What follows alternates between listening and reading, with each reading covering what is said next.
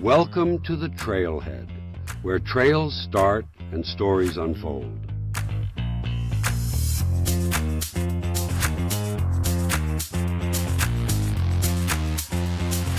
One, two, three.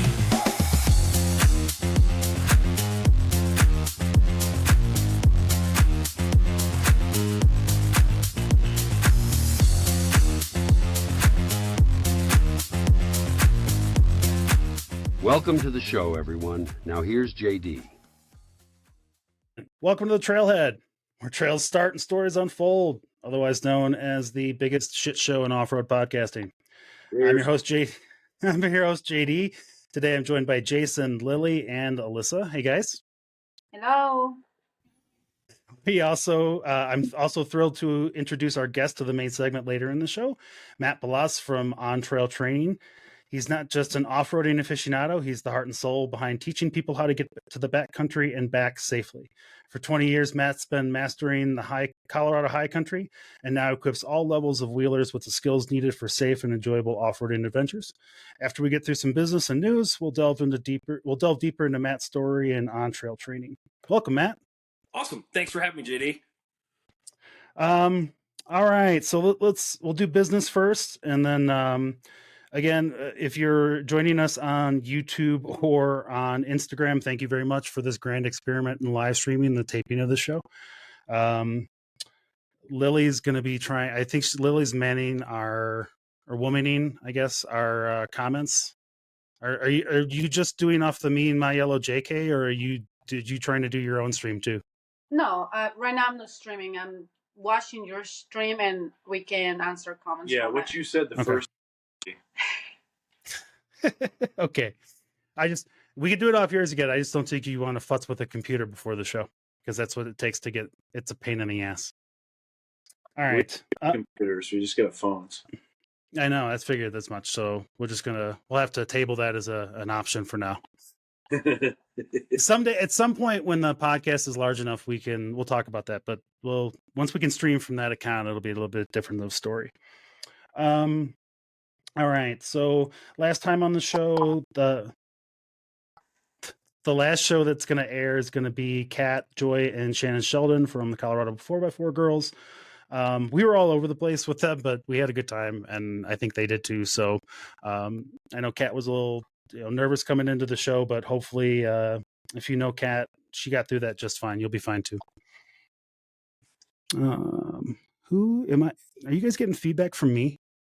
That's me, probably. I'm moving lug nuts from one couple. No, that's okay. I just didn't see you coming up like there was a situation. So no, I can't lose these. This is my organization right here. That way I can put my wheels back on later. That's important to have. Yeah. All right. Okay, cool. We didn't get any new reviews this week. At some point during... I'm sorry? Nobody wants free stickers? I mean, we got free stickers. One more time for those people who are new. Oh, damn it. You know what? That's what I didn't check today. Hang on a second. Let's, I'll pull that up while I'm talking about, see if I can do two things at one time. It was probably Alyssa. She probably heard me talking so much crap about Toyotas. She was like, I'm calling that number. I'm really expecting it to be someone who hates you. So. I hate you. What are you talking about? There's nobody that hates me, is there? Really? No, I doubt it. I don't think we have enough shit to worry about. If you leave us a review, we will enter you. If you're one of the first 50 people to do so, we will enter you in a giveaway for this 8-switch panel system. It's a universal system. It's not exactly a S-Pod, but if you're looking for a switch, man, it'll do you. If you leave us a review, I'll go ahead and send you out some stickers. I just sent out my first batch of those today, actually.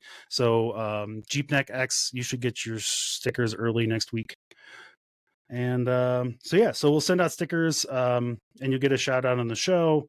We'll read your review on the air, so please be nice. We prefer the 5 stars, but I'll take anything at this point. You want to leave us a shitty review? Leave us a shitty review. It still helps us. They talk about tire pressure. I really enjoyed that whole. I just enjoyed that whole reel, man. That was fantastic. It was impromptu. You know what? Sometimes that, honestly, some of the comments get like, I can deal with most of that shit most of the time, and every once in a while there's just that one comment that just pisses me off, and I'm like, and then the rest of them are all bad too, and everybody needs to hear it. But I feel like we go through stages, right? Because when I first started my Instagram too, like I was like about the comments, like getting upset, like trying to respond to them, you know. After a while, I was like, I didn't care. I just delete them if I like them, ignore them. And then again, it goes back to if it's something, someone says something that I don't like, I will respond to it. Yeah. And I think you develop a bit of a thicker skin too when it comes to it. Yeah. I don't. Because then, you realize you never meet the people that are making the comments, and there's a reason for that, because they don't have the balls to say that shit to your face. Oh, I will and research them. yeah, I will exactly. have people research them. Yeah, you don't say that shit to a Latina. Trust me. I tried, and she hunted me down. That's why we hang out together, and now we live in the same house. Oh. My wife's Italian. I get that. Oh shit, it's just as bad, isn't it? Yeah, my wife's her mom's side of the family is from New Jersey, and there's 3 or 4 families that The Sopranos is based off of, and her mom's family is one of those families. So I knew I was screwed the moment I found that out. Oh. Yeah. So yeah, and this is, once you're in, man, you're in. You can't get back out. It's over. It's all right. So I wanted to do a quick Blue Ribbon Coalition update. Go check out their podcast. They've got a podcast that they started. They talk with a lot of their individual, like they're talking with some lawmakers, they're talking with some people that they know in the industry, and they're talking at length about some of the stuff that we've kind of touched on here. So we'll start there. I want to make that a regular part of our thing, get it out of the way so that Pope doesn't have to get angry about reading updates about BRC stuff. So, because I think it's important. I think it's important. Like, I think we need to talk about it, but I recognize that it takes away a little bit when you talk about that stuff. Like, it hurts a little bit to have to know that that's part of the discussion. Yeah, I agree with that. So, all right, I added an events calendar to the website. Before we got onto the air, Matt and I were talking about how no one ever goes to websites anymore. And so I was trying to create more reasons for people to do so. I'm trying to put together not only an event calendar for us, which that page does have anything that we're slated to be at or scheduled to be at over the course of the next year, but anything else that's going on, like the Rebel Rally. I know King of Hammers is going on right now. Like, I'm not a King of Hammers person, so I don't really understand it, but I get it. It's an off-road race, and I used to be in a NASCAR. It's not my thing. But regardless of whatever, love it. Are you good? Well, so you don't have a computer to sit there with like 4 screens, do you, Jason? Well, I might. That's the only reason I have a computer is for King of Hammers. It comes out once a year. Oh, I know. I've seen Ryan Boudreau. I've seen every year he posts on his Facebook page. He's got like 4 screens up, and he's got 3 different feeds and 3 different angles on each race. It's pretty funny. I mean, it's awesome. Like, I get it. I used to watch NASCAR all the time, and this is way more interesting, probably than NASCAR. I mean, at least it's not a circle. It can be pretty entertaining. Like, yeah, I mean, we all know right now. I mean, we're in the Trailhead podcast, so yeah, we're all off-road people. So, well, yeah, but I mean, it's not everybody's thing though. Like, some people get hard into it. Like, some people watch it and they enjoy watching it, but some people get hard into it. And like, I was listening to another off-road podcast today that has to do with drinking and off-roading. That should narrow it down for everybody out there. The Wheeling Wine and Whiskey guys. They're awesome. Can you send me that? Yeah, I'll send it to you. They're on Apple, man. You can't miss them. And if you're a King of Hammers, apparently they're there. So, but they're like hard into King of Hammers. Yeah, I love King of Hammers. I watch it every year. I've been invited 1,000,001 times, and it just sucks because like it sucks, but it doesn't. It's my daughter's birthday, so I'm not going to miss my daughter's birthday. But eventually, someday I'll make it there. it's amazing. If you can't make it there, just watch maybe, I don't know, 20 minutes of it, and I think you're going to get the what would you call it, the craving for it. Like, it's, now I know the King of Hammers is not for me, because I have my best friend from my first year in the military who actually drives the unlimited class, Jaron Gunter, and I went down to Tahoe and I rode with him. He's got a Gladiator. It's built up. It's nice. Got a nice suspension system on it. And Jaron took me for a ride. I never want to ride him again. He went through a canyon that probably would have taken me, I don't know, 30 minutes to navigate through it with my Jeep. We went through it in like 30 seconds, and my head hurt afterwards after I bashed it off everything in the Jeep. And then all he could say was, something in the Gladiator don't feel right now. And I'm like, well, no shit. You just went through a canyon in 13 seconds, man. I don't, again, we've talked about that before. Like, if you're going to King of Hammers, you're going there expecting to break something. And if you don't, if you're out there to just drive up that hill, what is it, Chocolate Thunder? Is that the big obstacle out there? Yeah, everybody loves to go there. I guess that's like the party spot. Yeah, I guess so. I think it's probably just because I think they let anybody do that. I think it's as long as you register, you can take whatever, as you said, shit box up that mountain that you want to try to. Should we do an episode about King of Hammers? Like, do you think? So is it worthwhile? Yeah, I will. We can have some people that we know that are gonna be there right now, and they can come back and talk to us about it. I think what would be cool is maybe if we do a King of the Hammers podcast and try to live stream somebody who's actually there for like 5-10 minutes. I mean, if we can find somebody that's out there that would like to talk with us, that'd be awesome. Yeah. Easy. We have a way to do that. We have a way to bring an audience member in. So if you're going to be there next Friday or over, what is it, next couple of weeks, next weekend, I think last week in January. So people that we know right now that are going to be there is Desiree, PNW girl. That's Desiree for most people. You don't call her that. I call her Desi Day because you do. We have Cinder Ruby. Yep, Cinder Ruby's going to be racing. Mike Hatch, he's going to be in the UTVs. That dude is crazy as hell. Jaron, I doubt he'll have time though. He's going to be prepping the entire time. He takes shit pretty seriously. Okay. He needs to like chill out. But we could try to hook up with Mike and his wife. His wife, I think Kylie, is going to be there. But we'll talk to him after this episode and see if they're interested. I mean, we think we have a guest the last week in January, but if we had somebody that wanted to call in for a minute, that'd be awesome. But I mean, King of Hammers isn't necessarily, something that any of our hosts attend. So it's something we should talk about. I don't necessarily know we're going to spend tons of episodes talking about it like some of the other guys out there. So yeah, maybe just one. Yeah.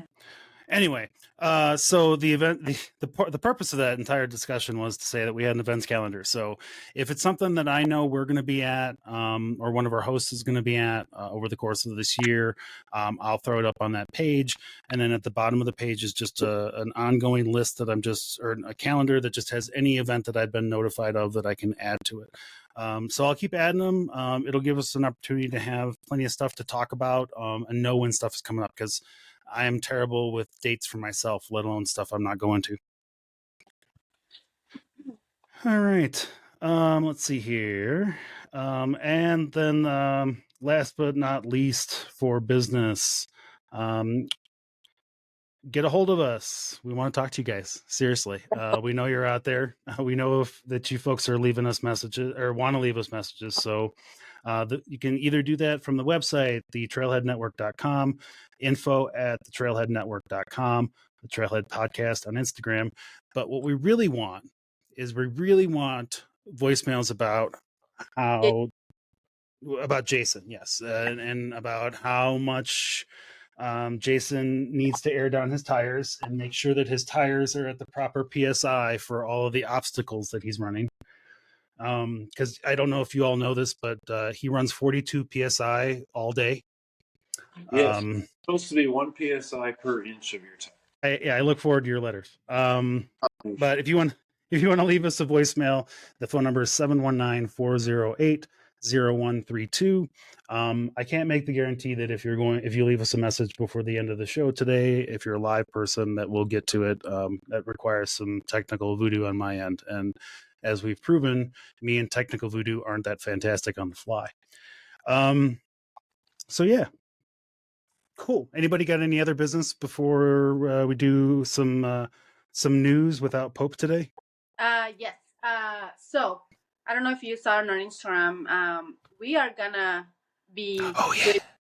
We're gonna be doing a round with Apex. It's gonna be the first off-road round they do here in Washington. They're gonna start doing a series this year, and the first one is gonna be here in Washington. And Jason and I were gonna host it. So Nice. there's only a few spots there left. So if you wanna be able to come with us, sign up. And has Apex done this before? No, this is the first time. Apex, this is Apex chassis, not Apex designs. So Apex chassis. So you signed up for the rest of the year as well. So like we don't know where the locations of the next ones are going to be, but it could be in Texas. It could be... No, we know it's going to be in Texas and Pennsylvania. We just don't know the exact location in those states. Yes. Okay. So just sign up there ahead of time. So if you want to get notices and stuff. Yeah, if you want to, you have a spot too. Yeah, so if you're not in Washington and you say you're in the Texas area and you want to sign up for one of those runs, those events, you can still go to the website right now. And from what I noticed is it's just a drop down menu. So for the event, actually, you just hit drop down menu and you can pick your event. And I'm pretty sure you can sign up now. It gives you the dates for when Texas is going to be, when Pennsylvania is going to be. So okay. Pretty sure you can sign up. All right. At the very least, it gives you some information. Yeah, cool. And if you can't, don't message me. Message Lily or I never look at or Chrissy. I never look at my DMs. Look, message only Cars Garage. He has less messages in there. All right. Well, Chrissy hit me up, and so she said something about trying to be on the show. So I told you to touch base with her to see if you're going to have time for that or not. Yeah. Hey, we're going to actually put some of the Trailhead podcasts in some of the in the giveaway bags. That way we can push that out there a little bit more. Oh, cool. Yeah, man. I actually just so I'm starting to get some more merch. And Jen is working on a merch store. So we'll have some kind of it's through a print on demand service for the time being until we can do a bulk order with Lily, and unless you want to try to set us up with some sort of a print on demand where orders get sent straight to you, but I feel like you're busy enough. Nah. Put me to work, DJ. All right. DJ. You know what? No, it's all right. It's DJ now.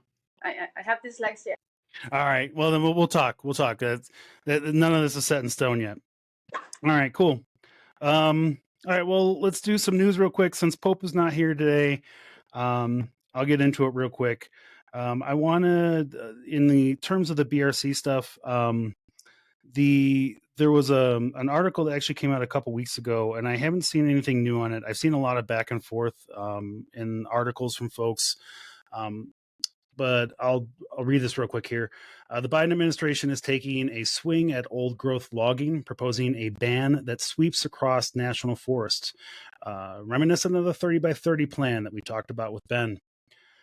This initiative says it aims to protect the grand old trees, those over 150 years or thicker than 30 inches, covering a vast area of over 25 million acres. It's not 25 million acres of trees that they're not going to touch, Jason. That's just the total area.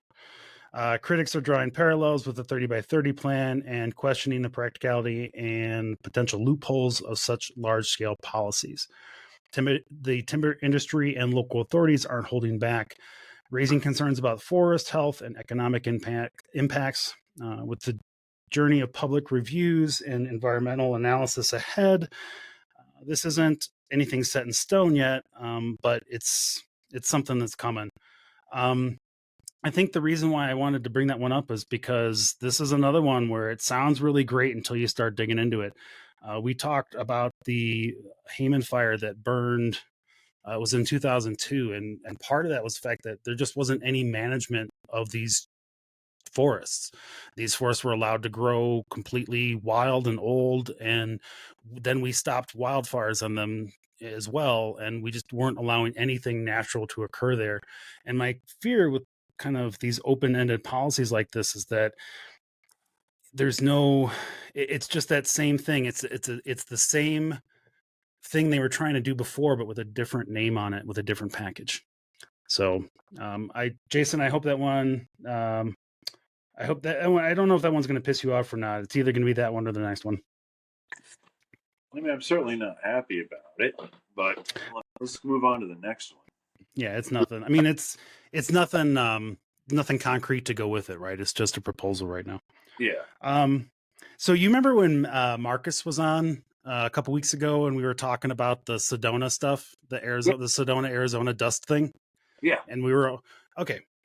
So for those of you who either have not listened, and that's a great episode if you want to go back and listen to the Battle Wildcat Canyon one, we did a news article there about the city of Sedona had done a study to study dust because they'd had a lot of complaints about it and they wanted to address it. So they had a study done. The study said we didn't find that OHV is a significant increase of dust in this area.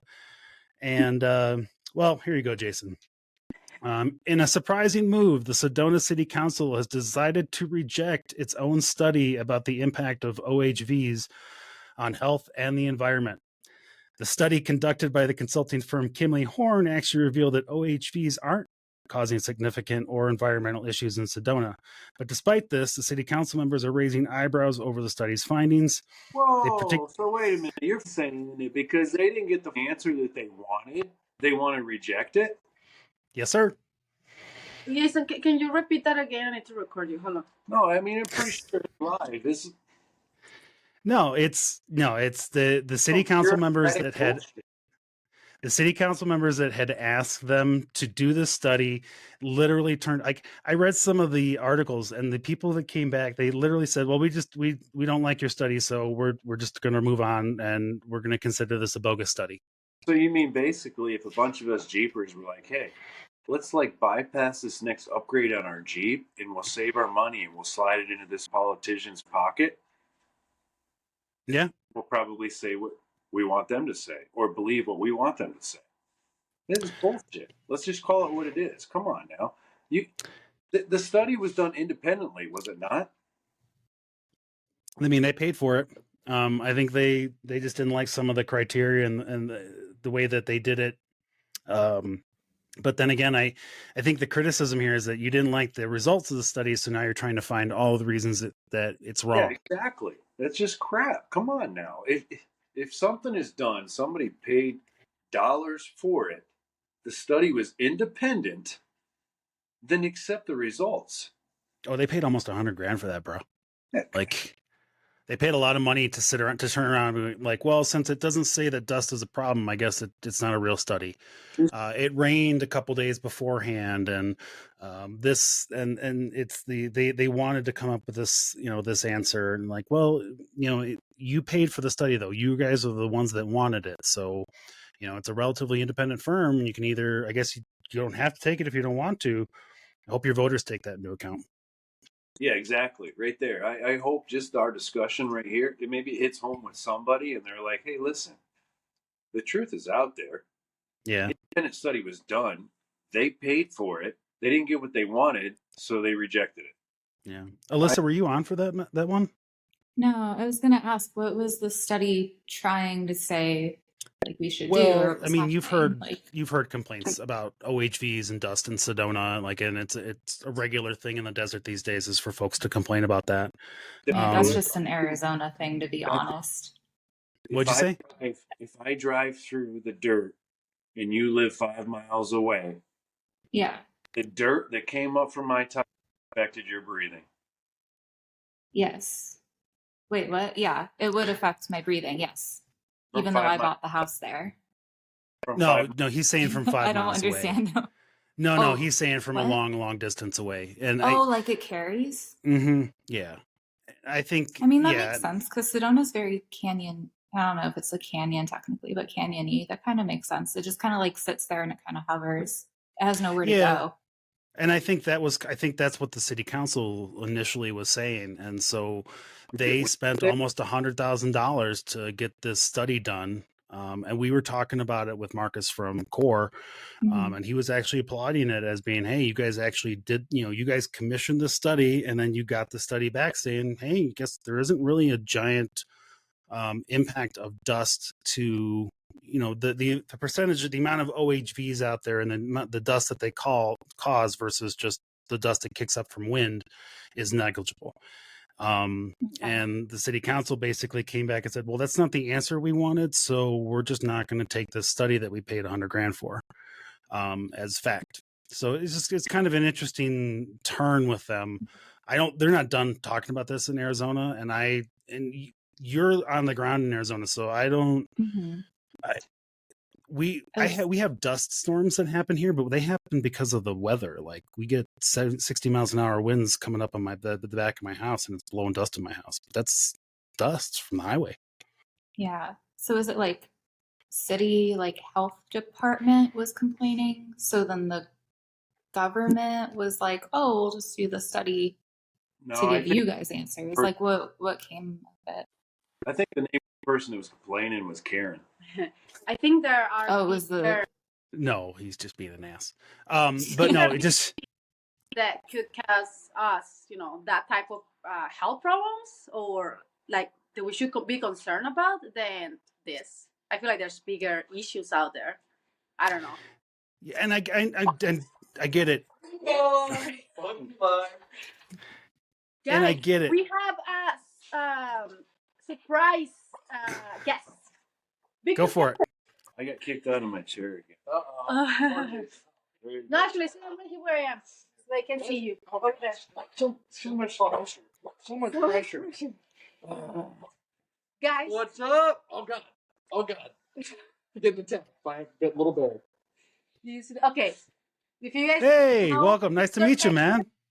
Mr. Beckler, get to you. Hey, how's it going? Good. Oh God. Maverick, take it easy. Oh, I immediately thought you had a dog peeing in your lap. That was the motion that was. I think it was mild humping actually. Okay, I get that part too. Mine's asleep, so he's not. I don't have to worry about it. Did you? DJ, do you want to tell Victor? You want to tell Victor what we're talking about? Talking about dust storms and Karen who gets pissed off about dust storms. We were just talking about a story that happened in Arizona, and we're just talking about some of the complaints about dust over the last few years. And it's just I know it's not the last few years, but I know that it's gotten louder, especially since 2020 when the amount of OHVs just on the trail as a whole went up. But I'm sympathetic. I get it that it sucks too, but I'm also I have a really hard time with some of these folks that you bought a house on either at the edge or on Forest Service property with a forest road that runs through it, and then your immediate response a year after you move there is go to complain to city council about the fact that you bought a house in the middle of nowhere and there's too much dust in front of it. Like See, I agree with that. Like if you have a house near a trail or whatever, of course there's going to be dust that kicks up there. But if you're saying it's like miles away from a trail, like knowing how Sedona's landscape is, I can understand how it's kind of.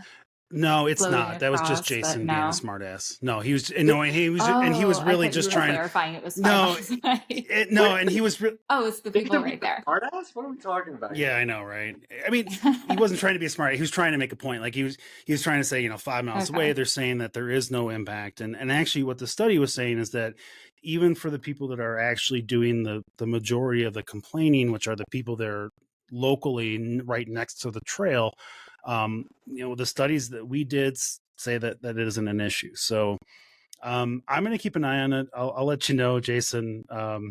I know is he still there in the background complaining? No? Okay. So anyway, we'll bring that one back because I want to bring that one back as a subject matter because I don't think that one's over just yet. So I'm see really here, curious. I want to know more. Yeah, let's see here. They're particularly skeptical. Dusty roads. If you live off of Forest Service Road, I have a cabin out in Leavenworth, and one of the people was sick of the dust being kicked up by people traveling by. They installed a sprinkler system on the road to keep it wet during dry summer days. I mean, that would be really nice if they did that in Sedona. I would be happy. That's really smart. Well, I mean, and if you're depending on where you're at, like this isn't going to be possible everywhere, but if that's Right. it seems like a reasonable solution if you have a water source nearby that isn't going to cost you an arm and a leg. So especially if it's bothering you that much. So, and I get it. Like when we moved here to this house, there weren't a whole lot of houses around us, so we just kind of breathed this heavy dust for the first year and a half or so that we lived here until some other properties started popping up near us. And it's not fun, but it also I don't feel like my life has been shortened because of it. So anyway, all right, cool. All right, well, that's all the news that I had today. Since Pope and Randy, and I'm sorry if you're listening and you're a regular listener, Pope and Randy, who are usually with us, are actually finishing their packing for winter 4x4, and we'll be heading out that way in the morning. So they're not going to be here this week or next week. And so Alyssa's agreed to kind of come in blind and help us out. So and kind of round us out. So and then we got. Is it Victor? Is that your actual name? Yeah, I'm Victor. My Jeep's name is Vector. Together we are okay. Victor. JKU, we're taking on this build and the trails of both direction and magnitude. Yeah, and they shoot spiderweb out their asses. I want to be mad at you for the placement, but I got to give you the props, man. That was beautiful. You got it all in there. You shoved that in like you were on a national broadcast. Like I'm going to get this in here before they cut me off. Hey man, it's all about the YouTubes and the Instagrams. You know, you gotta be able to just throw it out there on the spot. Victor is the engineer of our crew. And shoot spiderwebs out your ass. I've never done that, but interesting. Victor is the engineer of our crew. That's why we keep him along. He's a really good trail guy for Jason. Someone's got to do it. Yeah, because Lily's not up to the challenge. All right. Well. I apologize, Victor. We've already kind of moved through the. You got here at the end of the we work real hard to get Jason pissed about something segment. So no, they came in right at the end. Was it a success? Yeah. No, this is stupid dust shit. So Victor, I shared with Jason before we got on the air today that I recently had let's call it an assistant go through our transcripts, and the assistant was able to tell me that there were 326 swear words in the 15 episodes that we started this podcast with Jason. Me, right? No, it's all of us. It's all of us, to be fair, but yeah. I feel like we all know where the majority of that shit's coming from. It ain't fucking Pope. Pope. I mean, to be fair, as soon as I drop that first F-bomb, it's kind of downhill for me after that point. Like all of those sensors are gone. So that's the way I feel about buying a new car. As soon as I drive it off the lot, I light a cigarette before I leave because I know it's going to happen anyway. Yeah, that's why I don't want to get rid of my Jeep. I don't want to buy a new car. So, hey, my axle got to the shop today, Jason. Nice. Yeah. So, Matt's gonna find out from the technician. I think he said he's gonna get started on it mid next week. So hopefully it'll be a few weeks, and then I'll be able to start actually making some plans again. Nice. Sweet. I got a delivery coming early next week, so that way next time we do a podcast, maybe my Jeep's not sitting here on jack stands. Well, I mean, at least it's. I mean, it's a good background for you. I mean, it's better than the garage door last time.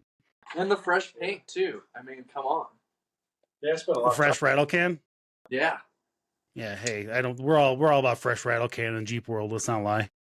Fucking somebody was like, "Is that what did they say? What is that? What's that weldable paint? Steal it." It's like, Steal it. that steal it? Yeah, no, that's Rust-Oleum, man. I can't afford to steal it. Who's at Yeller Life was doing? She did a reel about that. She loves that shit. She did her whole roll cage in it. Oh, I heard it's amazing. I can't afford it. Yeah. Yeah. Just eat ramen, man. You'll be all right. I think we lost our guest. No, he's just. Bill. No, he's just like, I can't believe I agreed to come on this shit. If I didn't know JD, I would never have agreed to this. He's probably like, who the fuck is this Jason guy? Jesus Christ, whatever, shut up. Oh no, I based on Matt's initial response to coming on earlier today about the live, I'm like, you didn't check out previous shows yet. This is good for me. Like I feel like it's a good. You don't come in here with any preconceived notions of how terrible we are. Matt, Bill Potter is online on watching on YouTube, so give him a shout out because he's what's happening, Bill? Bill Here, Bill answered the call for YouTube Live followers. Yeah, that's awesome. Cool, thanks, man. Well, Matt, welcome to the show. That's a good segue for us to get into it with you. Thank you. So, and Lily, when we get to the end, we'll go through any questions and stuff. We're gonna, like I told you before, we're gonna reframe that last part of the show and we'll go through all the live stuff at the end. Yeah, sounds good. Cool. All right, so Matt, I appreciate you because we're still trying to get this off the ground, and we talked with some folks out of Sand Hollow that they kind of do like the guided on trail stuff to kind of show you. But I know you from working here in Colorado, and you do a little bit different. You're more about showing about the tools and the different stuff that you need to get yourself back. So real quick, tell us a little bit about yourself, and then we'll talk about on trail training. So kind of my career off-roading started back in 2000. I moved to the Vail Valley and saw a Jeep guide company driving around. And I said, they pay people to go do that. Yeah. And I called them up and said, hey, wanted to see if you were hiring any Jeep guides. I said, have you off-roaded before? Oh, yep, absolutely. Okay, cool. Come on in tomorrow. We'll train you. The guy that trained me started 2 weeks before me. And the next day I was there as a Jeep guide. And since then, learned a couple things along the way. Did that for a while, did that for 13, 14 years. The Vail Valley, kind of did an owner-operator thing for a while, had my own vehicle. That was that guy's former life. Just got the off of that and a lot less seats. And kind of when I got out of the guiding, it was, there was kind of a now what moment. I took years off from it, had some kids. Not me, my wife did, but I had to take care of them a lot. So here I am. I'd seen a need for instruction when I was out with folks. I'd run into all sorts of people on trails that were struggle busting through obstacles. Man, if they just knew how to pick a line, they could get right through there, and run into all sorts of people getting stuck all kinds of different ways. And had always seen that need. There weren't a lot of good resources for good quality education on this. Right. Got hooked up with a group called the I4WDTA. It's the International Four-Wheel Drive Trainers Association. We're right around 100 members right now. I just got, I don't know if you call it promoted or awarded as a master trainer with the association. Out of the 100, there are 9 master trainers. And there's some big names in that bunch, and somehow I fit in there. Fun group, though. Learned a lot along the way. I will say I learned more in a year training to be an instructor than at that point, 20-some years, recreational off-roading with about 15 of those professional, getting out 100, 150 trips a year. I can tell you from personal experience, there's not a whole lot of people in parking lots here in Colorado that are willing to just teach you about how to use a winch properly. No. And, I do more than parking lots. I catch a lot of little parking lot demos at, places like Christmas Caravan and all for fun. There is that. Yeah. Some of the 4x4 girls, I still struggle calling them Jeep girls and myself off there. I got introduced later. Go ahead. Yeah. I do a couple different full day classes. I do 2 different recovery classes. I do driving skills classes, and just added a trail fix class. I taught it kind of for some private groups and little bits and pieces, and it's kind of the MacGyver class, how stitch the truck back together with a little bit of baling wire and some duct tape, and limp you on back to the trailhead where you can get it That's on. awesome. Head on home from there. Little tricks you learn along the way that, oh man, if I just would have thought you could, put a bunch of baling wire in a hole and hammer each end shut, and that kind of makes a bolt. Shear something out there, little tricks like that you pick up. Wait, say that again? So if you say you sheared a control arm bolt. Okay. And I carry extras with me, but not everybody does. Or, a track bar bolt or something. You can take little pieces of just some baling wire, cut enough of those to fill that hole up. If you want to go bonus points, put some JB Weld in there. And then I love JB Weld. Awesome. Yeah, that's great stuff. Hammer each end shut, and you kind of got a rivet in place there. And that'll hold pretty darn well. Don't drive down the highway that way. But that's one of those good little tricks that, hey, man, that can get me 5 miles off of this trail back to the trailhead. Now I can get it on a tow truck and get it back home in one piece. In places where getting you just a little bit will get you cell service. Yep. What's up, Jason? Yeah. Say what are they trying to fix with a JB Weld on there for getting you off the trail that quick? How did it cure that fast? If you use the quick, it cures in 15, 20 minutes. I've used Fiber Fix on a lot of stuff too. Another good little product. It seemed to disappear off of the market though. JB Weld's got a version of it now too. It's kind of JB Weld in gauze form. Did a pitman arm that had broken right where the sector shaft came in. It had cracked and opened up. You use JB Weld on pitman arm? The Fiber Fix I did. And it's that it's like JB Weld in a gauze form. No shit. And soak in water for 10 seconds, wrap it on there, 10 minutes, it sets. Have you never heard of Fiber Fix before? It's cool stuff. It's hard to find anymore. I don't know if it got pulled because it'll kill you if you use it. California. All the good shit kills us, man. It does, I know. If it don't, it ain't fun.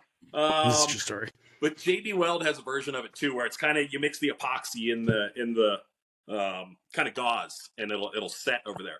But what we wound up doing is that the pitman arm had cracked and opened up, and it stripped all the splines. So we're able to wrap that with some of that Fiber Fix, and then bolt it into place. Splines? And it kind of filled its way out and made new splines in there.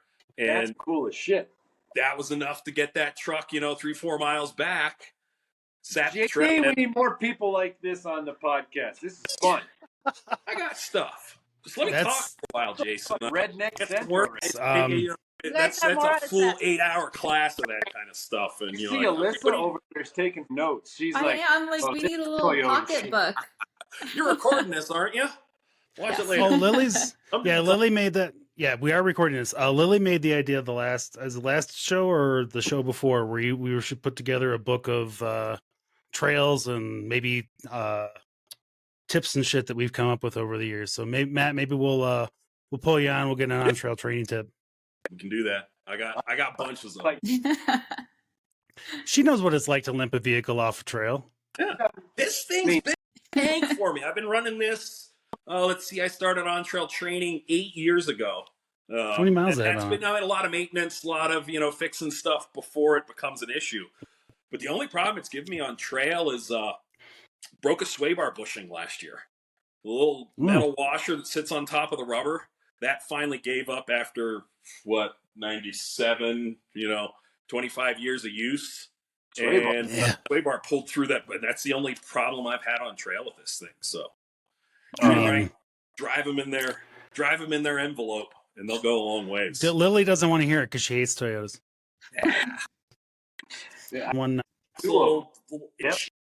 Honestly, you said you could do a whole 8-hour class on trail fixes.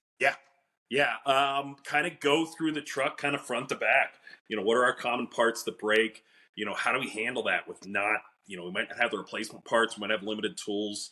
Things like if I break a track bar, we can rig 2 ratchet straps and an X on there, and that's going to keep that front or rear axle located where it needs to be. Even as simple as take a U-joint out. A lot of folks haven't, they kind of get the concept, but have never really taken one apart. and you take one apart and you do it the wrong way, and all needle bearings go, well, you're kind of hosed out there. Yeah, totally. Run through, one of my boxes is right over here. Kind of some common parts I carry, what the weak parts are in the vehicle, some tie rod ends, pitman arms, things like that. What's one spare part you tell everybody to have in their vehicle?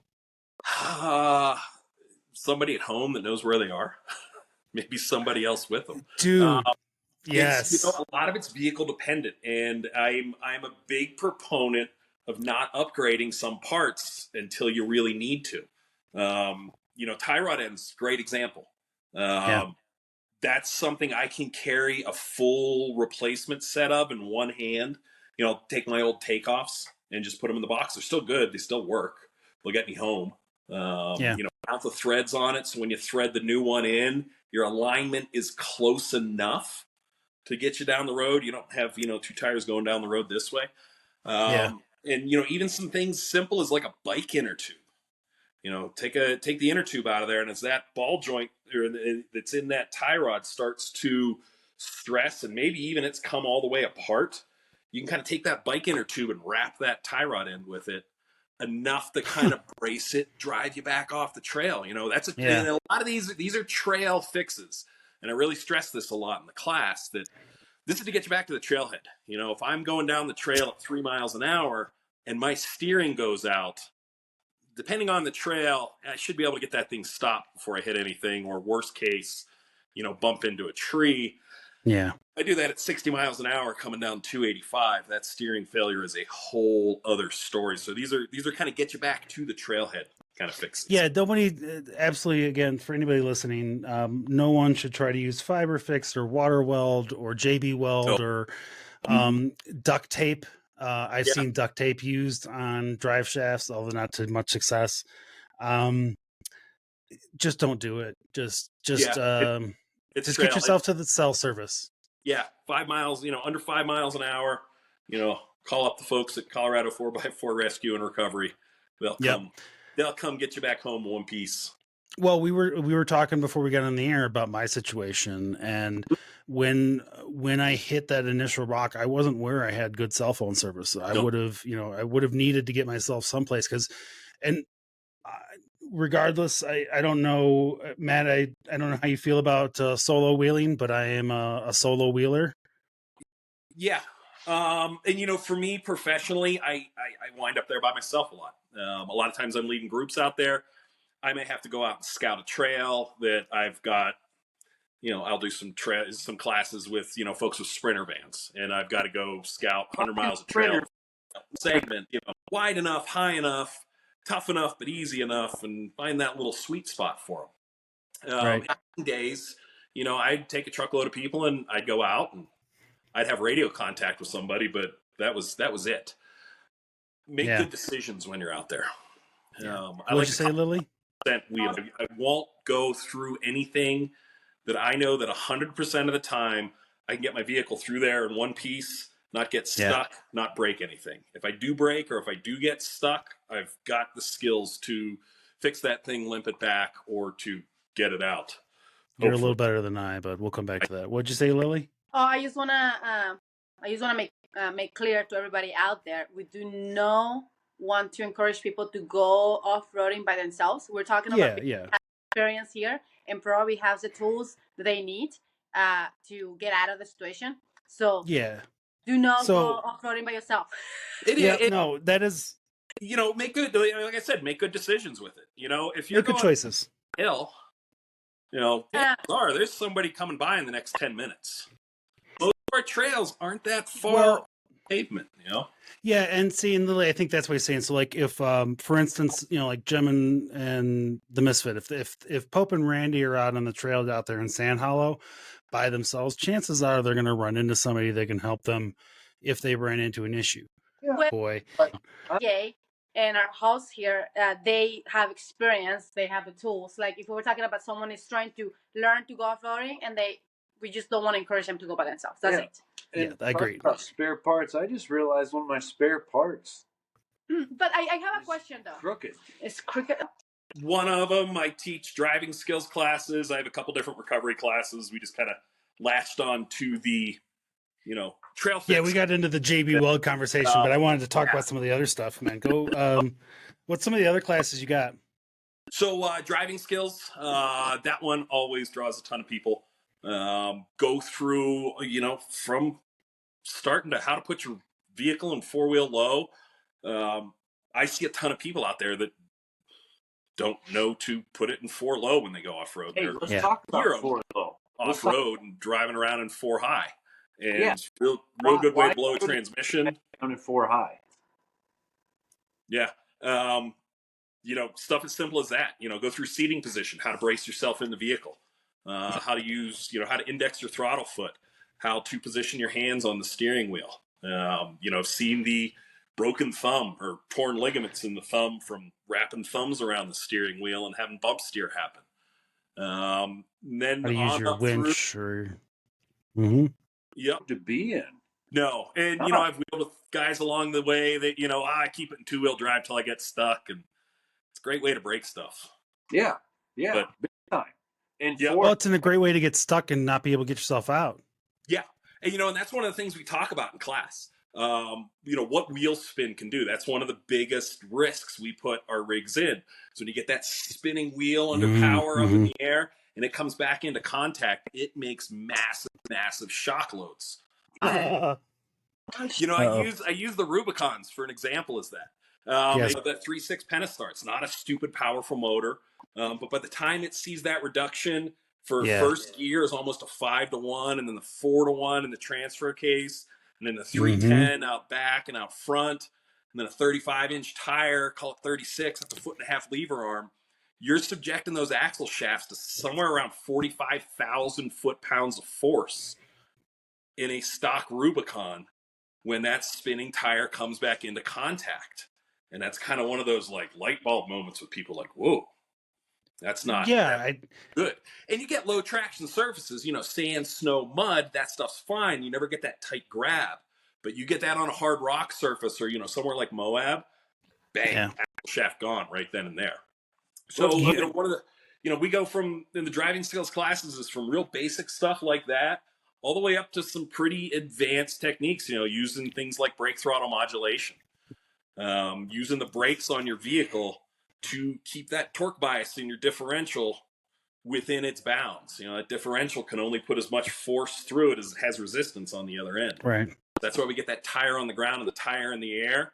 That tire in the air starts spinning is because there's not enough resistance, or the differential can't put enough resistance through there to get down to that tire that's on the ground. So if we're using our brakes in conjunction with that, it keeps that pressure equal and almost acts like a locker. But I still have the ability to maneuver the vehicle. I still have differential action in it. So that, and then all sorts of traction control systems coming out in the newer vehicles, the crawl control in Toyotas, the select speed control in a lot of the Jeeps, how those work, when to use them, when to use lockers, pros and cons of that. And I heard this question on another show recently. Do you think that those traction control systems are going to replace the need for lockers someplace down the line? They're pretty darn good.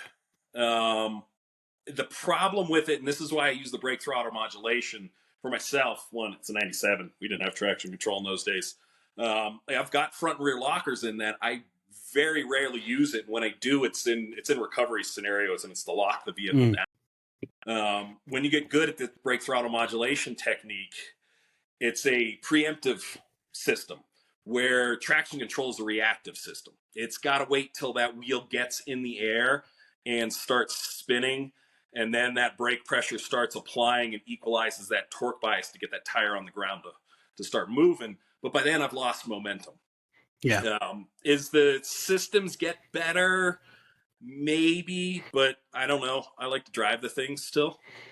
Yeah, that's kind of where I'm at. Like, I think that's the other reason why I really didn't want to get rid of my Jeep, because I don't like some of the newer stuff from the JLs. Yeah. Lily, what's up? 7. Oh, so the classes, are they online or they're in person? Oh, no, they're in person. Full day classes.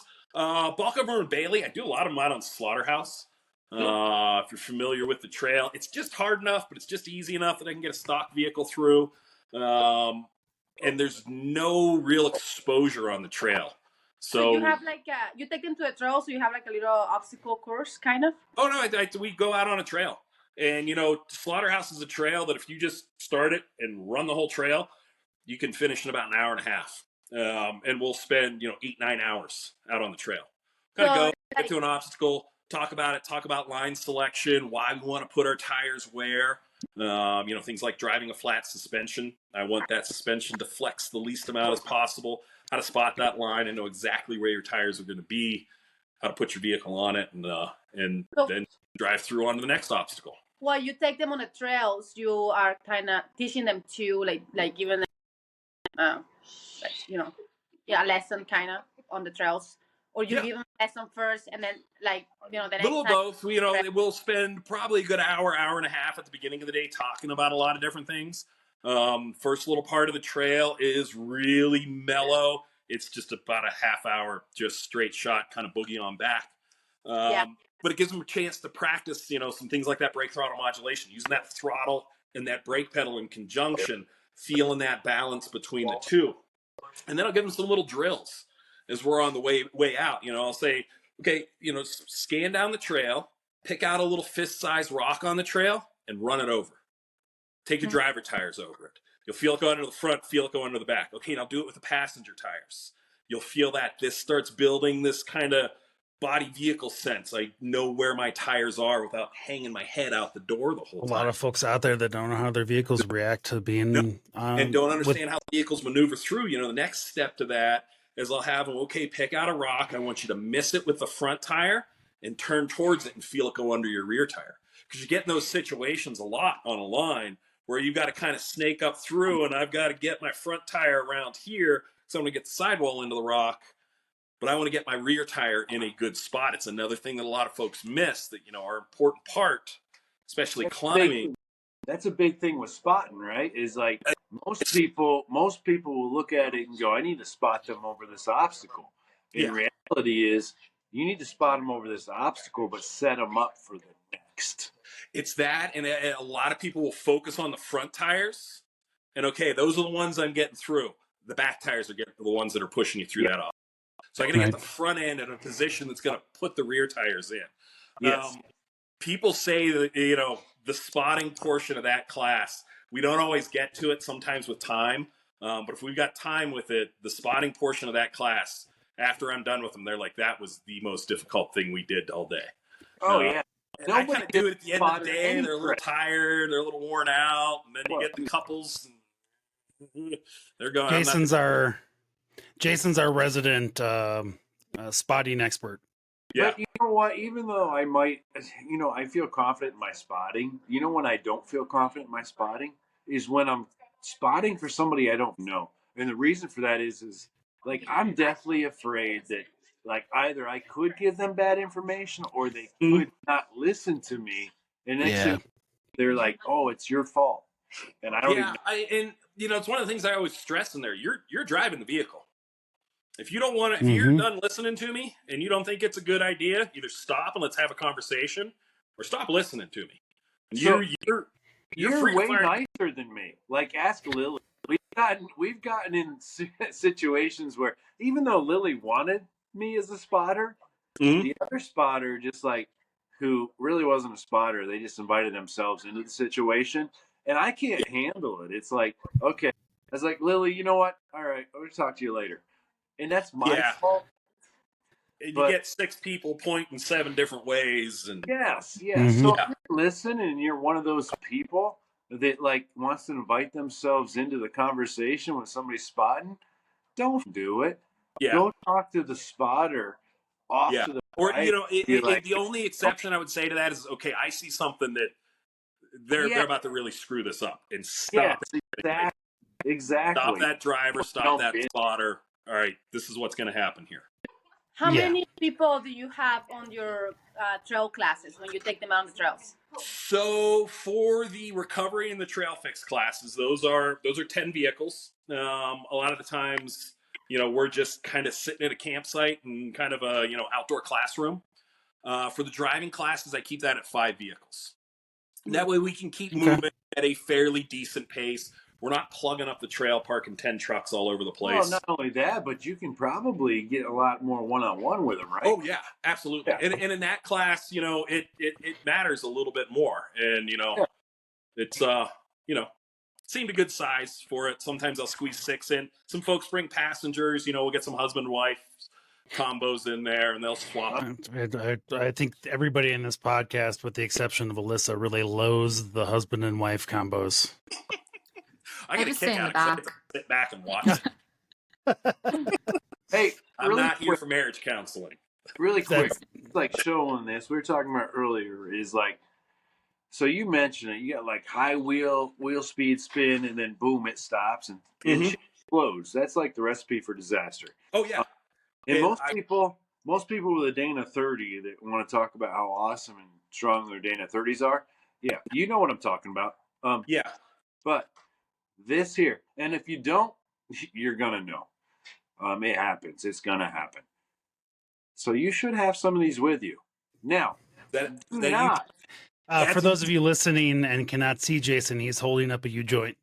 On my screen. That's my fuse on the drive line. I talked a little. We got on the topic a little bit of tie rod ends. Can you see him That's now? my fuse. I So- don't like upgrading those because I want that $30 part that I can carry 4 of in one hand $30? before my $800 steering box fails. You said At least $30? Yes. I don't carry. Okay. He doesn't have to buy a Jeep Fireball. U-joint. He could just buy a regular U-joint. Yeah. So, well, I this got- one's a Spicer, and I don't know how much it was. But no, you guys are right. It's not that expensive. But I will tell you, the important part I want to tell people is, like, when you show somebody these new U-joints, don't take the caps off. Yeah. Who took Did the you- cap off? Matt, you didn't see that earlier, but I'm pretty sure I have video that Thank I you, marked of JD. Lily Don't take immediately the caps taking the off. U-joint cap off the top. Yes. Who took? There go all the needle bearings. Just throw it in the trash. It's done. Nobody saw that, Jason. It's like circumcision No. of your joint. You Yeah. owe me like $40. Like, To do you be want to fair, donate the cost? No, if I'm I just didn't, kidding. if I'm I just didn't know kidding. what a U-joint was, I probably would have done the same bullshit because No, I'm just kidding. I'm that Hey, guy. I listen, take listen, everything no, apart. For real. People listening and those that don't know, she doesn't owe me $40. The problem with it is if you don't know anything about U joints, which most people that probably listen to this do, but if you don't, a U joint, yeah, there's grease in here in these caps, and they do come off, and they come off very easy. When these caps come off, there's a bunch of what they call needle bearings in there. Those will fall out. And if they do, good luck putting them back in and putting it all back together. So did they all just fall out when Lily did that? No, fortunately. Well, this then you is don't owe him brand $40 new. fucking dollars. Beefed Don't let up him good. bullshit you. Now, I will tell you, if the needle bearings fall out, just save yourself some time. Say fuck it and just go buy a new one because it's probably worth your time to go buy a Or new throw it one. in your Or you can in your get truck the as a Vaseline. spare to get you off the trail. What'd you say? Vaseline always solves the But problem. hey, Lily learned an important lesson tonight. That's Don't an take- important life lesson, Victor. Vaseline always solves the problem. So the high lift, I've seen you you've done some stuff you can actually use that as a pull, not a pull pal. That's the wrong word I'm using for. Is that a what? Yeah, come along. That's it. That's the word I was looking for. Big difference between that and a come along is the failure point on that come along. And usually, I mean, you can get bigger come alongs, but the majority of the ones I see out there are like a 2-ton come along. And the failure point on that is that cable. And the bulk of them are steel. And you're right on top of that thing when it fails. Well, the bulk of them aren't meant to pull a vehicle. They're meant to pull like a hardtop and lift it in your garage. You drag a lawnmower, riding lawnmower up onto a trailer, fairly light loads. You can rig that same kind of system with a high lift with some winch extension lines, where the weakest point in that system is going to be the shear pin on that high lift. So if anything breaks, it's going to be that shear pin. And that high lift will lift right around 7,000 pounds. They rate them to winch, I think 5,000. But I'm, hooking that up to a 7/16 inch winch extension that fails north of 20,000 pounds. Some soft shackles and hard shackles that are failing at, 45, maybe 60,000 pounds. And much safer to rig that way. You can do some really tricky ways with it too. You can add mechanical advantage to it. You can rig a 2-to-1 or 4-to-1 with 2 pulley blocks on it. If you want to do something fast, you can flip that 4-to-1 advantage around and get a 1-to-4 speed advantage. So for every foot you move the high lift, the load moves 4 feet. Oh, all right. I've lost 3/4 of my power there, but again, really light load. And sometimes you need that. You need to get a few inches. You don't need you don't need a ton of space most of the time when you're thinking about options like that. I'm not going to winch something 100 yards with that, but I hang my diff up and I need to pull the truck a foot backwards. Yeah. I've had plenty of situations, especially in Colorado, where you're on one of those situations where you just need 6 inches or a foot to get yourself back on the trail, and then you're good to go for the rest of the day. So, the bulk of the stuff we have here, most recoveries, unless you've slid off the side of the trail, are fairly short. If you got to move that thing more than a truck length, but, you get down, Florida, Louisiana, you're stuck in 300 yards. Well, and we had a guy on from Florida last week, and I know that recovery is something that we didn't really get a chance to talk about with him, but they're just straight roads with mud, and it's just and there's and not necessarily great places to winch to all the time. So, all right, so we'll do one last question for you before we get in. Lily, do we have live questions to get to, or nobody yelling at us? We have okay, cool. Get Jason back in here. Okay, cool. You work on that. We'll finish this up with Matt then. Okay. So what's your Matt on your parting piece here? What's your advice for beginners? What would something you'd give to somebody just getting started in off-roading? You can be specific to Colorado because that's what you know, and that's kind of what you speak to in the most often. You can say it about anything if you want to. I've wheeled a lot of places, but bulk of it Colorado, Utah stuff.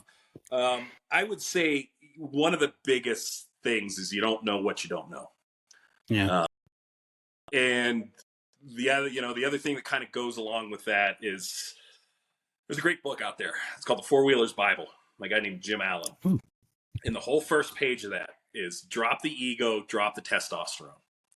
Yeah. Once you kind of get past those two things and start kind of analyzing that, I am an operator of this piece of machinery, and this piece of machinery can do this, and it can work within these parameters. And if I push past there, that's where I'm starting to risk breaking stuff.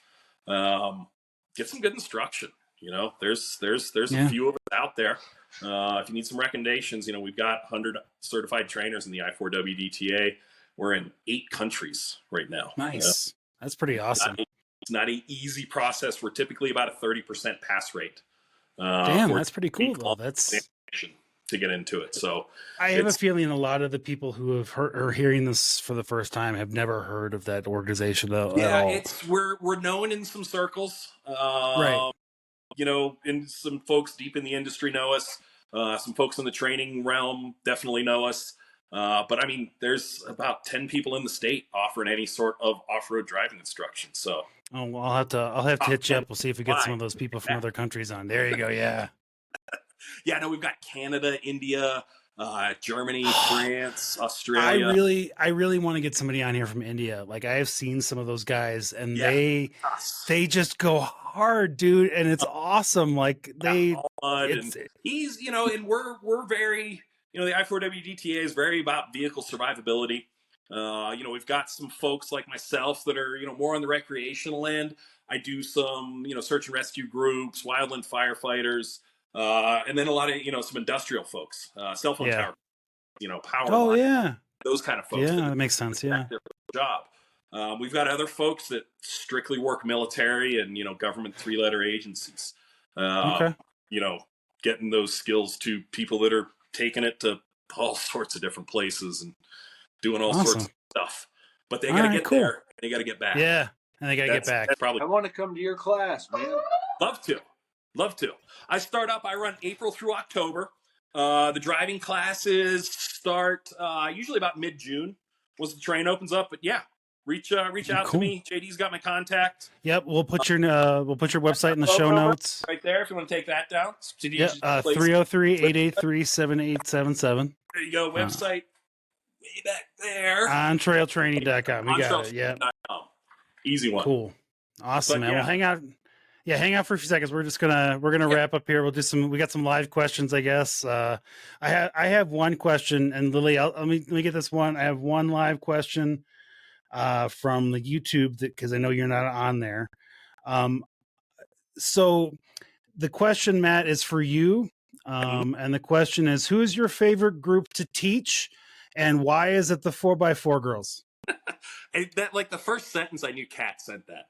The 4x4 girls, it's a... now, I'm out in the middle of the woods with 20, 30 women, and they're great. I love working with them, and they're a ton of fun, and they're super encouraging to each other.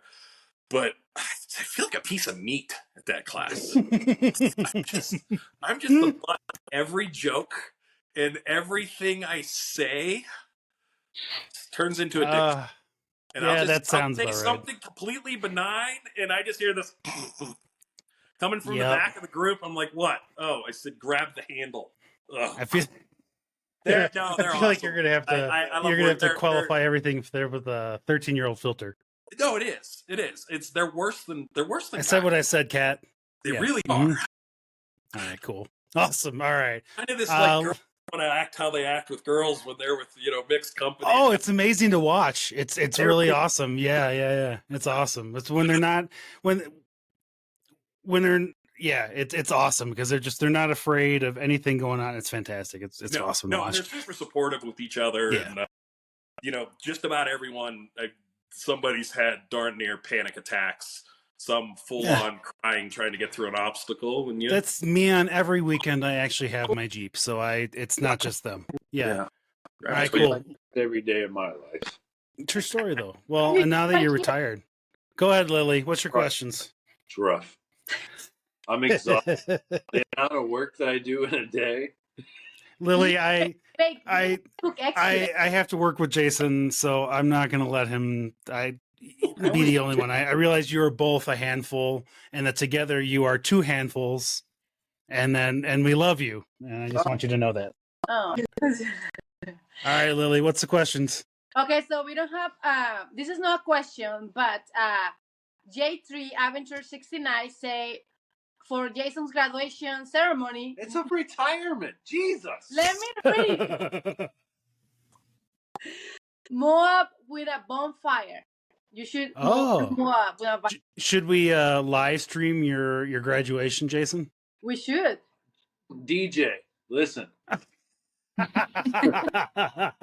deserve that. That's okay. I deserve that. That's fair. I'll live stream it some way on Facebook, or I don't know how to do it. Nobody needs that much access to your life, bro. No, you're good.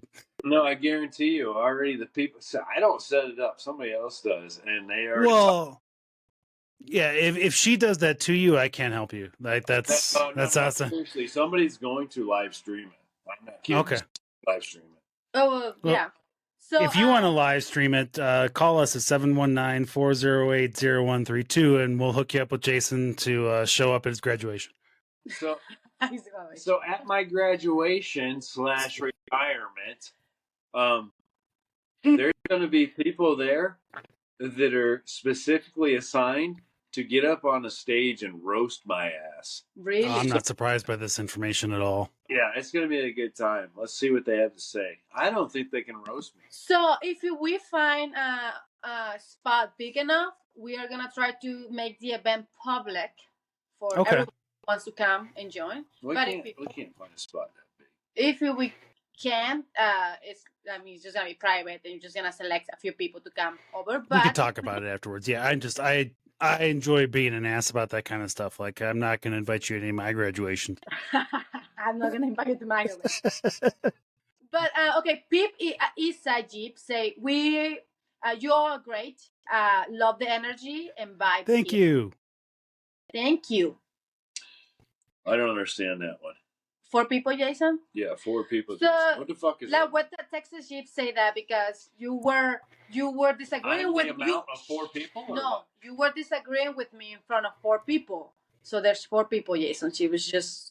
I see. So Lily here is trying to. She is pulling a comment up that bolsters her opinion that she was in the right here. And Jeep Neck You say, see what I mean? digging a You hole. see what I mean, JD? He say digging a hole. He said that Jason. Yeah, I mean, to be fair, you are just digging a hole at this point, though. He's right. Yeah, see, he said you were digging a hole, not me. Real quick, Matt, someone wants to know if you will tell us your secret cookie recipe. Oh, you got a cookie recipe? I love It's this delicious, shit. too. I knew that one came from, too. It's the Toll House recipe, but no white sugar, do double the brown sugar, and then I do about 4 times the salt. And it's called a Maldon salt. They're these big, like, flaky sea salts, so you get the kind of crunchy salty. And the key is it's almost like 475, 9 minutes in the oven. As soon as you take the cookies out of the oven, drop the cookie sheet about 6 inches onto the counter. And it takes all the air and knocks all the air out of the cookie. So you get this kind of gooey cookie with the crisp bottom. And okay. I'm going to do a reel on this. Yeah, we're going to have to do that one. Yeah, I'll tell you what, Jason, you do that one. I'll do that one. Yeah, Alyssa, you do that one, and then we'll all have to taste test it and see if any of us screwed it up. Okay. Yeah, exactly. Alyssa's still here. Random questions. What? Thanks, bro. She's like, what? Okay, so we have Pip is a Jeep again. Who? Pip is a Jeep again. When we were talking about riding solo, she said if we choose to ride by ourselves. How do you know it's a she? Because it's Isa. Eliza or? Well, it doesn't really matter. We don't talk about genders here. So, Oh boy. Yeah. All right. That's right, pronouns. It's a person on Instagram. Go ahead. Mm-hmm. Yeah. If we choose to ride by ourselves, we still let people know, and we have to check-ins. Yeah. Safe rides always agree. You just gotta real smart. Oh, I agree. Get yourself a satellite messenger if you insist. Yeah. And the iPhones. Yep.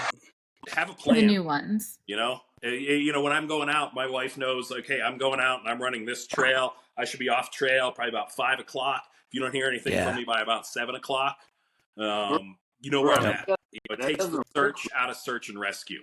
If they know where you're going rather than, I don't know, he went 4-wheeling and he said he was going out. And well, there's 6 major forests within an hour of his house. Which one did he go to? Yeah, exactly. What'd you say, Jason? I said it doesn't work for everybody. All my ex-wives have been like, I don't know where he's at. You only need to have one person that is back in civilization that knows where you are, Jason. Just one. Yeah, it doesn't have to be an ex-wife. Check in with or anyone that knows off-road. I tell some friends here that don't know because they'll remember that name instead of knowing like 100 other names. That's a valid point, Alyssa. Yeah. What'd you say, Jason? What? I said from now on, when I go out, I'm letting you know. That's fine. Hey, you can tell what? us. Tell you what.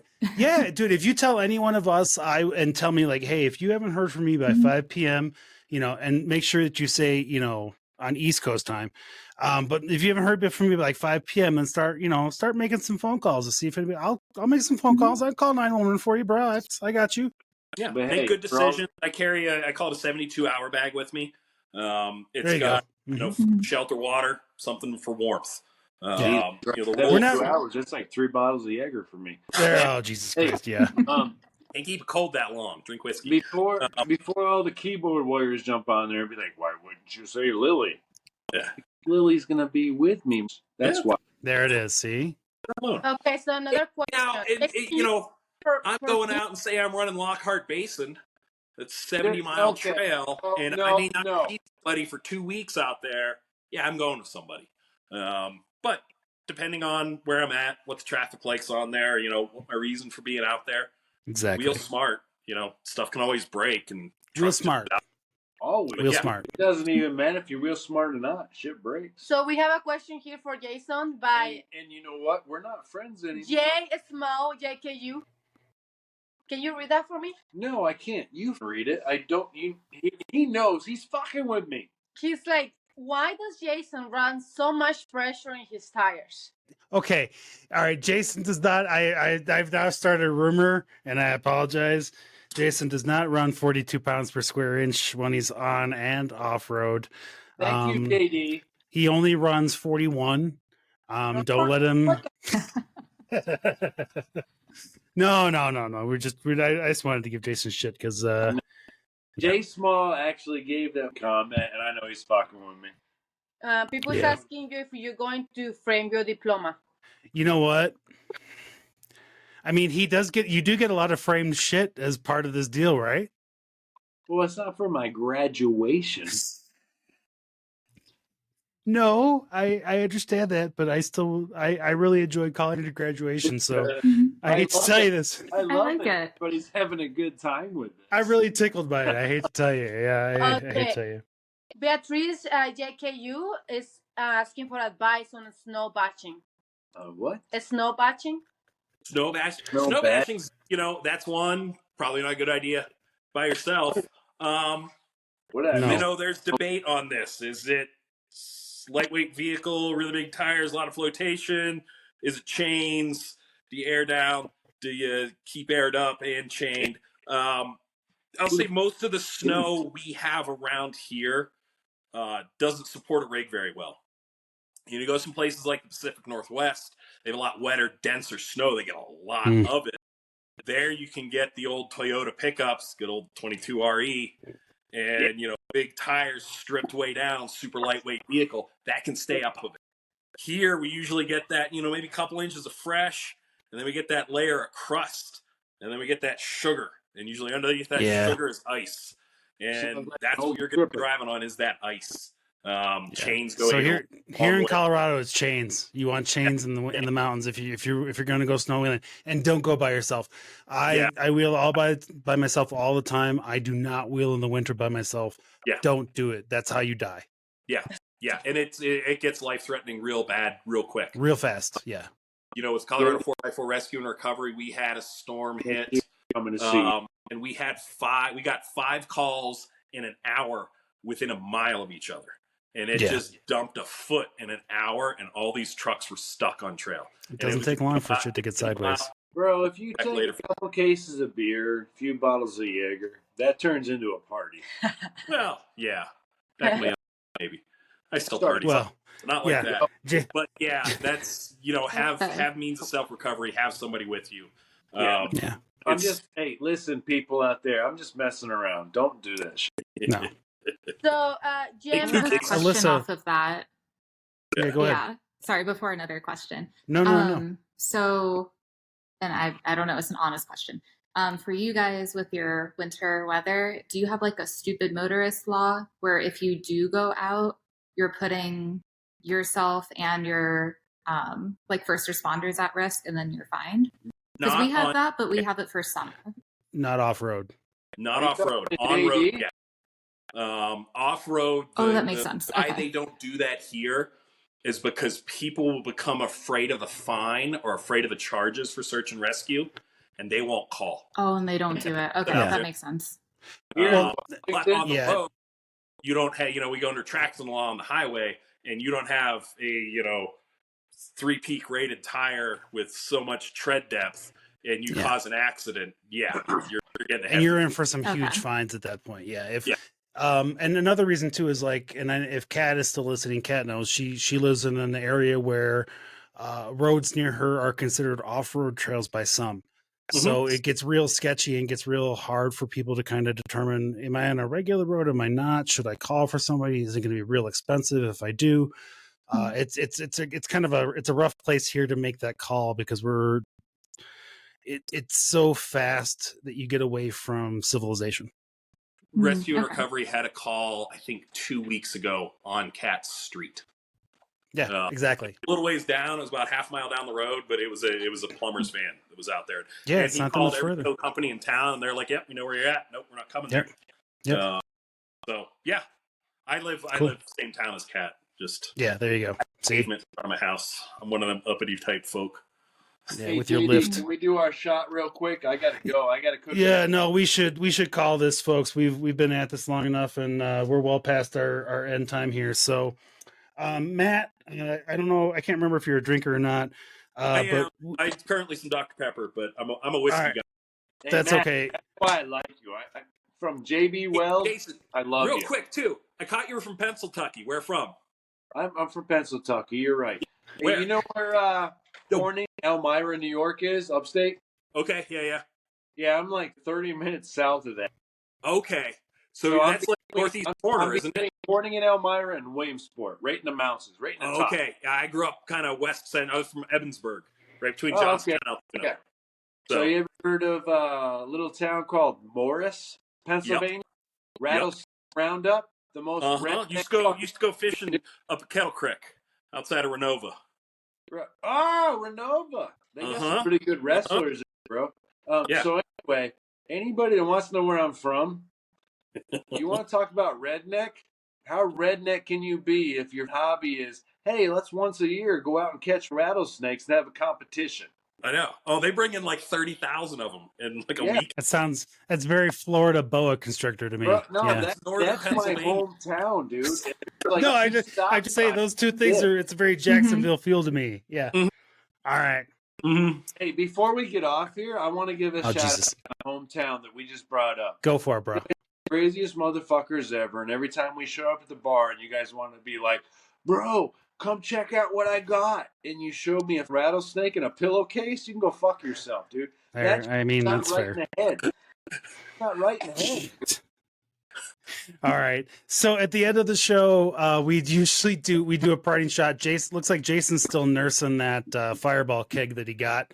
What do you mean nursing? It's like 5 gallons of fire. It is. It's for you that's still nursing. Alyssa, the next time the next show, we need to hear an update about the Toyota, because we kind of got ahead of the game earlier, and I didn't get the update because I saw you rebuilt some shit. And so we'll talk more about that next time. And Alyssa, we need you to lead the shot next time. Let's go. Lead the shot? She's been drinking, bro. She came in here with the alcohol today. Finished mine. Can't even see. She's finished hers. Yeah, she's good. She would drink it if she had any left. No. I don't know how Down to the see. water. All right. And So not and standing. Matt, so we'll do this real quick, and if you can hang out for one hot second, and then cool, good. All right. Grab a bottle. So Jason, to you and your graduation, sir. Yeah, fuck you, JD. You did it. It's DJ. Oh, it's still terrible. Cheers. Hey, that was delicious. Episode. We'll see you next Friday. See you next Friday. Bye, guys. Have a great night. Thanks, Alyssa. Thanks, Jason. Thanks, Lily, Victor, and whoever that other person was in the corner. I don't know. Bye, where guys. they're at. I think they're Matt, thanks a lot. probably- And we'll talk in just a second. Cool. See ya, guys. Bye, everybody. Happy Friday. Bye.